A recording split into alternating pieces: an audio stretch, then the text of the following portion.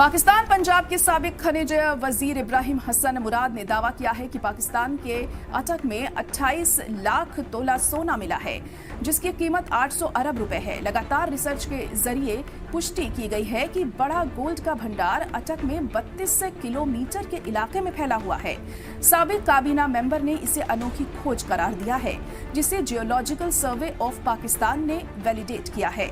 पंजाब के साबिक वजीर ने कहा कि पाकिस्तान के भूवैज्ञानिक सर्वेक्षण में 2.8 मिलियन तोला सोना होने की तस्दीक की गई है। साबिक वजीर ने बताया कि पाकिस्तान के भूवैज्ञानिक सर्वेक्षण ने 127 साइट से सैंपल्स लिए थे, जिसके बाद इसकी तस्दीक हुई है। उन्होंने कहा, ये मील का पत्थर पाकिस्तान की दौलत को उजागर करने की दिशा में एक अहम कदम है, जो माली ताकत और नई नस्लों के लिए नए मौके तैयार करता है। जियो न्यूज की रिपोर्ट के मुताबिक वजीर सरदार शेर अली गोरचानी ने भी 2.8 मिलियन तोला सोना मिलने की तस्दीक की है। गोरचानी ने आगे कहा कि अटक में खोजे गए सोने की 1 महीने बाद नीलामी की जाएगी और अंतर्राष्ट्रीय स्तर पर इसका विज्ञापन किया जाएगा।